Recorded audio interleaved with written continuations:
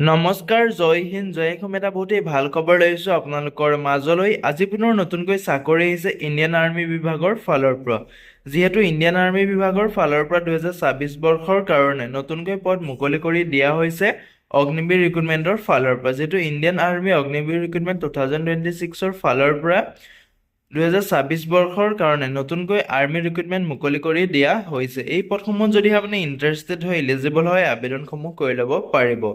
আবেদন কেনেদৰে কৰিব? আবেদন কৰিবলৈ আপোনালোকৰ বয়সৰ সময়সীমা কিমান দিয়া আছে, এডুকেশ্যন কোৱালিফিকেশ্যন কিমান লাগিব, লগতে আপোনালোকৰ চিলেকশ্যন প্ৰচিডিউৰটো কেনেধৰণৰ হ'ব, সম্পূৰ্ণ তথ্য এই ভিডিঅ'টোত আলোচনা কৰিম। চ' ভিডিঅ'টো শেষলৈকে চাব, অলপ স্কিপ নকৰাকৈ।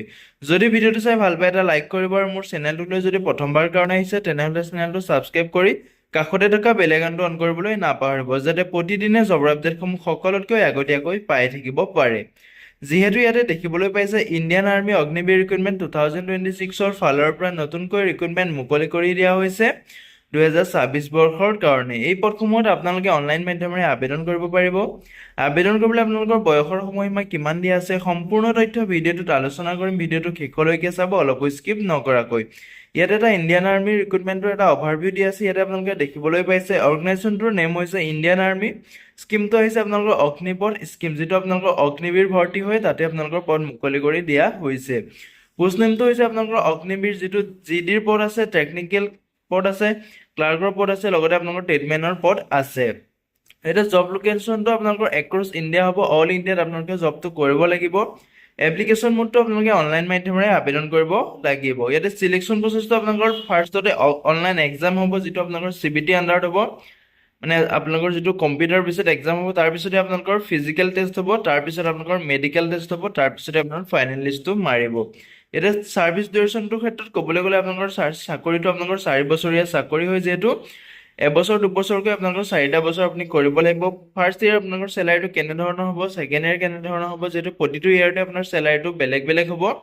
ভিডিঅ'টোতে আলোচনা কৰি আপোনালোকৰ কোনটো ইয়েৰত কিমানটো চেলাৰী দিব, আপুনি ভিডিঅ'টো শেষলৈকে চাব, অলপ স্কিপ নকৰাকৈ। এতিয়া অফিচিয়েল ৱেবছাইটটো হৈছে joinindianarmy.nic.in। এই ৱেবছাইটত ভিজিট কৰি আপোনালোকে নটিফিকেশ্যন চেক আউট কৰিব পাৰে, লগতে আপোনালোকে আবেদনসমূহ কৰি ল'ব পাৰে।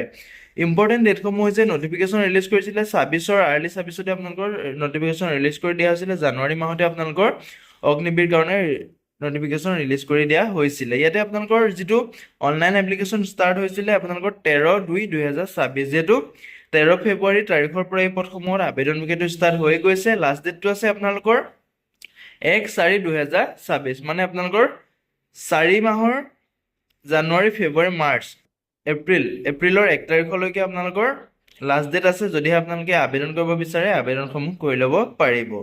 এতিয়া এলিজিবিলিটি ক্ৰাইটেৰিয়াৰ ক্ষেত্ৰত ক'বলৈ গ'লে আপোনালোকৰ যিটো এডুকেশ্যন কোৱালিফিকেশ্যন দিয়া আছে, অগ্নিবীৰ যিটো আপোনালোকৰ জেনেৰেল ডিউটি আছে, GD আছে, তাতে আপোনালোকৰ মিনিমাম আপোনালোকে 10 পাছ কৰিব লাগিব। 45%ৰ পৰা আপোনালোকৰ 33% থাকিলেও আপুনি, মানে পাৰ ছাবজেক্ট আপোনাৰ 33% থাকিব লাগিব। লগতে আপোনাৰ মিনিমাম পাৰ্চেণ্ট যিটো 45% হ'লে আপুনি এপ্লাই কৰিব পাৰিব অগ্নিবীৰ GDৰ কাৰণে। অগ্নিবীৰ যিটো টেকনিকেল আছে তাতে আপোনালোকৰ 12 পাছ কৰিব লাগিব। লগতে ফিজিক্স, কেমেষ্ট্ৰি, মেথমেটিক্স আপোনালোকৰ থাকিব লাগিব। লগতে আপুনি ইংলিছত আপুনি মিনিমাম 50% পাব লাগিব, তেতিয়া আপুনি অগ্নিবীৰ টেকনিকেলটোত আপুনি আবেদন কৰিব পাৰিব। অগ্নিবীৰ যিটো আপোনালোকৰ ক্লাৰ্ক আছে, ষ্ট'ৰ কিপাৰ টেকনিকেল আছে, তাতে আপোনালোকৰ 12 পাছ কৰিব লাগিব। যিকোনো ডিপাৰ্টমেণ্টৰ পৰা, আৰ্টছ, ছায়েন্স, কমাৰ্চ, যিকোনো ডিপাৰ্টমেণ্টৰ পৰা আপুনি 12 পাছ কৰিব লাগিব। লগতে আপুনি 60%, মানে আপোনাৰ ফাৰ্ষ্ট ডিভিজন থাকিব লাগিব, আৰু প্ৰতিটো ছাবজেক্টতে আপোনাৰ 50%কৈ মাৰ্ক থাকিব লাগিব। তেতিয়াহে আপুনি অগ্নিবীৰ যিটো ক্লাৰ্ক আছে, ষ্ট'ৰ কিপাৰ আছে টেকনিকেলৰ, তাত আপুনি আবেদন কৰিব পাৰিব। অগ্নিবীৰ যিটো আপোনালোকৰ টেষ্টমেন আছে, তাতে আপোনালোকৰ 10 পাছৰ কাৰণে যিহেতু টেষ্টমেনৰ পদ আছে, 10 পাছৰ কাৰণে আপোনালোকে পাৰ ছাবজেক্ট 33%কৈ থাকিব লাগিব, তেতিয়া আবেদন কৰিব পাৰিব। লগতে অগ্নিবীৰ যিটো ট্ৰেডমেন 8 পাছৰ আছে, তাতে আপোনাৰ মিনিমাম 8 পাছটো কৰিলে আপুনি এই পদটোত আবেদন কৰিব পাৰিব। ইয়াতে আপোনালোকৰ বয়সৰ সময়সীমাটো দিয়া আছে। মিনিমাম বয়সটো আপোনালোকৰ 17 বছৰ 5 মাহ, মানে আপোনালোকৰ 17.5 বছৰ পৰা, মানে আপোনালোকৰ 17 বছৰ 6 মাহৰ পৰা 17.5 দিয়া আছে, মানে আপোনালোকৰ 17 বছৰ হৈ যদি 6 মাহ হৈছে তেতিয়া আবেদন কৰিব পাৰিব। লগতে আপোনাৰ মেক্সিমাম বয়সটো 21 বছৰ বয়সলৈকে আপুনি আবেদন কৰিব পাৰিব। লগতে আপুনি এজ ইলেকশ্যনসমূহ ল'ব পাৰিব। SC হ'লে আপুনি, SC ST হ'লে আপুনি 5 বছৰকৈ এজ ইলেকশ্যন ল'ব পাৰিব, আৰু OBC হ'লে আপুনি 3 বছৰকৈ এজ ইলেকশ্যন ল'ব পাৰিব।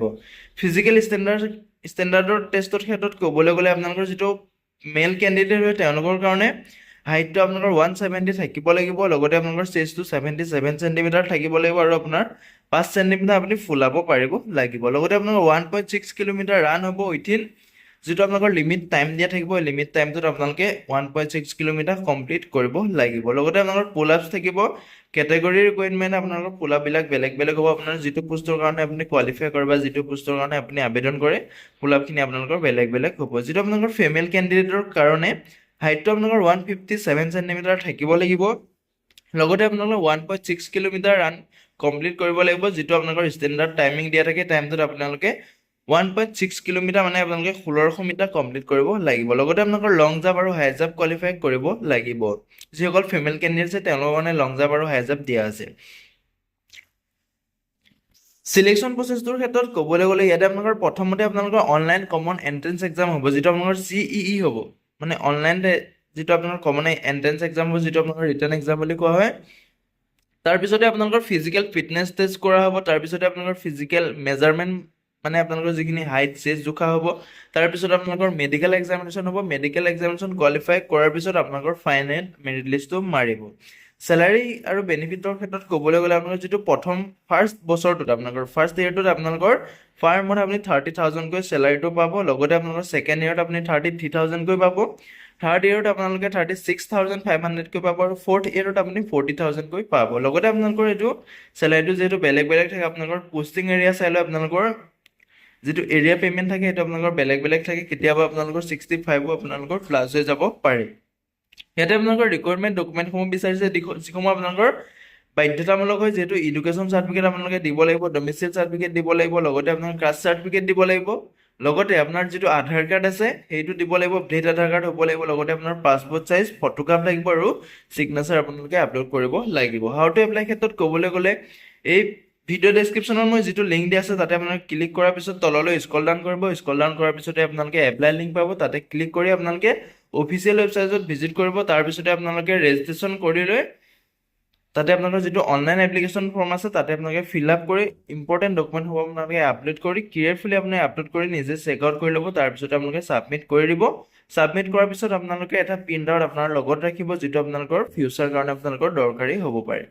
ইয়াতে আপোনালোকৰ ইম্পৰ্টেণ্ট ডেটটো যিহেতু দেখিবলৈ পাইছে, ইয়াতে আপোনালোকৰ ষ্টাৰ্টিং ডেটটো যিহেতু 13/2/2024 পৰা আৰম্ভ হৈ গৈছে, এপ্লাই প্ৰচেছটো ষ্টাৰ্ট হৈ গৈছে। লগতে আপোনালোকৰ যিটো ক্ল'জিং ডেট আছে 1/4/2024লৈকে ক্ল'জিং ডেট আছে। এডমিট কাৰ্ড ৰিলিজটো বৰ্তমান ইয়াত আপডেট অহা নাই।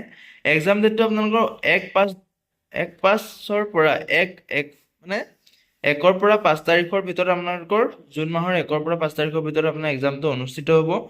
ৰিজাল্টটো আপোনালোকৰ কেতিয়া দিব বৰ্তমান আপডেট দিয়া নাই। অপেন ৰেলী কেতিয়া হ'ব এইটো আপডেট দিয়া নাই। ফাইনেল ৰিজাল্টটো আপডেট দিয়া নাই। যেতিয়া আপডেট আহে তেতিয়া আপোনালোকে ৱেবছাইটত পাই যাব, যিহেতু মই ভিডিঅ' ডেছক্ৰিপশ্যনতে মই লিংক দিছোঁ, তাতে আপোনালোকে চেক আউটসমূহ কৰি থাকিব পাৰিব। ইয়াতে আপোনালোকে ভিডিঅ' ডেছক্ৰিপশ্যনত যিটো লিংক দিয়া আছে তাতে আপোনালোকে তললৈ ক্লিক কৰিলে ইম্পৰ্টেণ্ট ৱেবলিক ছেকশ্যনত গৈ আপোনালোকে ইয়াতে পিডিএফটো আপুনি চেক আউট কৰি ল'ব পাৰি। ইয়াতে আপোনালোকে ক্লিক নাও কৰিলে আপুনি পিডিএফটো চেক আউট কৰিব পাৰে। লগতে যদি আপুনি আবেদন কৰিব বিচাৰে এপ্লাই অনলাইনত আপোনাক ক্লিক কৰি আবেদনসমূহ কৰি ল'ব পাৰিব। আজিলৈ ভিডিঅ'টো ইমানেই আছিলে। যদি ভিডিঅ'টো চাই ভাল পালে এটা লাইক কৰিব। মোৰ চেনেলটোলৈ যদি প্ৰথমবাৰ কাৰণে আহিছে তেনেহ'লে চেনেলটো ছাবস্ক্ৰাইব কৰিবলৈ নাপাহৰিব।